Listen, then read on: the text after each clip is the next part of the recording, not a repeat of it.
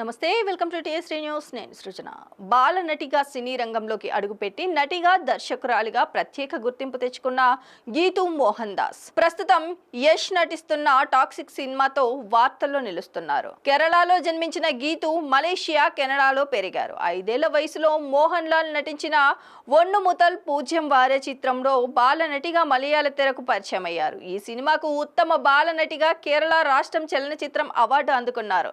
తర్వాత హీరోయిన్ గా కూడా మోహన్ లాల్ సరసనే నటించడంతో ఆయన్ను తన లక్కీ పర్సన్ గా భావిస్తానని చెప్పారు. 2000లో తమిళ, మలయాళ చిత్రాల్లో హీరోయిన్ గా నటించిన గీతూ 2001లో ఈవీవి సత్యనారాయణ దర్శకత్వంలో వచ్చిన వీడెక్కడ మొగడండి చిత్రంలో వేణు తొట్టెంపూడి సరసన సెకండ్ హీరోయిన్ గా నటించారు. అయితే ఆ సినిమా ఆశించిన స్థాయిలో విజయం సాధించలేదు.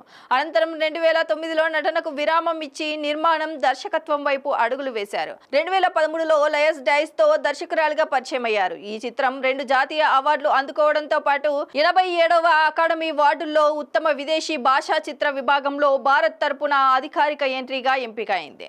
ఆ తర్వాత ముతున్ చిత్రాన్ని హిందీ, తమిళంలో తెరకెక్కించారు. ఈ సినిమాకు గ్లోబల్ ఫిల్మ్ మేకర్స్ అవార్డు దక్కింది. ఇక వ్యక్తిగత జీవితంలోనూ సినిమాతోనే గీతూ అనుబంధం కొనసాగింది. శేషం చిత్రానికి సినిమాటోగ్రాఫర్ గా పనిచేసిన రాజీవ్ రవితో ఆమెకు పరిచయం ఏర్పడింది. 12 ఏళ్ల స్నేహం తర్వాత 2009లో వీరిద్దరి వివాహం చేసుకున్నారు. వీరికి ఆరాధన అనే కుమార్తె ఉంది. పెళ్లి తర్వాత సినిమాలకు విరామం తీసుకున్న సమయంలో భర్త రాజీవ్ రవి నుంచి దర్శకత్వానికి సంబంధించిన ఎన్నో విషయాలు నేర్చుకున్నానని గీతూ తెలిపారు.